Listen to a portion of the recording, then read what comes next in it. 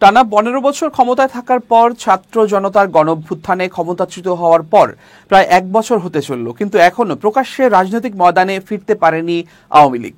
অন্তর্বর্তী সরকার দলটির রাজনৈতিক কার্যক্রম নিষিদ্ধ ঘোষণা করলেও দেশ বিদেশে ছদ্মবেশে তৎপর রয়েছে সংগঠনটির নেতাকর্মীরা। গোপনে তারা একত্র হয়ে সহিংসতা বা হামলার পরিকল্পনা করতে পারেন এমন আশঙ্কায় সারা দেশে আগামী 11 দিন বিশেষ সতর্কতা জারি করেছে আইন শৃঙ্খলা রক্ষাকারী বাহিনী।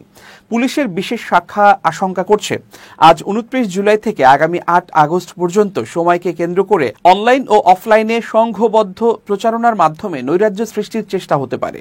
দলটির কিছু নেতা ও কর্মী এ সময় সরকারি ও বেসরকারি স্থাপনায় হামলা, বিশৃঙ্খলা কিংবা ভাঙচুর চালাতে পারে বলেও ধারণা করছে আইন শৃঙ্খলা রক্ষাকারী বাহিনী। এই প্রেক্ষাপটে সোমবার দেশের বিভিন্ন পুলিশের ইউনিটে একটি বিশেষ সতর্কবার্তা পাঠিয়েছে পুলিশের বিশেষ শাখা। চিঠিটি পাঠানো হয়েছে ডিএমপি কমিশনার, সিটি এসবি বিভাগীয় উপ পুলিশ কমিশনার, চট্টগ্রাম ও খুলনার স্পেশাল পুলিশ সুপার সহ দেশের সব জেলা পুলিশ সুপারের কাছে। চিঠিতে উল্লেখ করা হয়েছে, ঐতিহাসিক জুলাই অভ্যুত্থানের বর্ষপূর্তি ঘিরে সরকার বিরোধী রাজনৈতিক দল ও ফ্যাসিবাদ বিরোধী সামাজিক সংগঠনগুলো 1 জুলাই থেকে বিভিন্ন কর্মসূচি পালন করছে।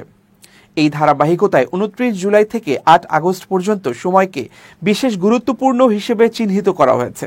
চিঠিতে বলা হয়েছে, এই সময় বিতর্কিত ফ্যাসিবাদী শক্তিগুলো দেশব্যাপী অনলাইন ও অফলাইনে উস্কানিমূলক প্রচারণা চালিয়ে নৈরাজ্য সৃষ্টি করতে পারে। পাশাপাশি ফ্যাসিবাদ বিরোধী কর্মসূচিতে বাধা দিয়ে বা উস্কানি সৃষ্টি করে আইনশৃঙ্খলা পরিস্থিতির অবনতি ঘটানোর অপচেষ্টাও হতে পারে।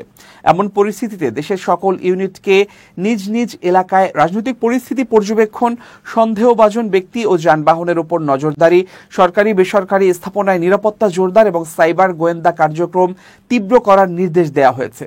বিশেষ অভিযান চালাতে বলা হয়েছে 29 জুলাই থেকে 8 আগস্ট পর্যন্ত।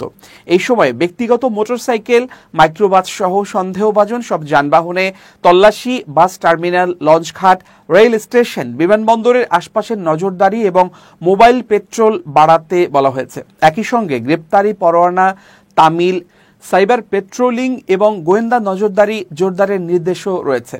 পুলিশ কর্মকর্তাদের দাবি, আওয়ামী লীগের কিছু যুব ও ছাত্র সংগঠনের নেতারা মাঠে না থাকলেও অনলাইনে ভার্চুয়াল স্কোয়াড গড়ে তুলেছে, যারা ফেসবুক, টেলিগ্রাম ও ইউটিউব ভিত্তিক চ্যানেল চালিয়ে সামাজিক অস্থিরতা ছড়ানোর কাজ করছে।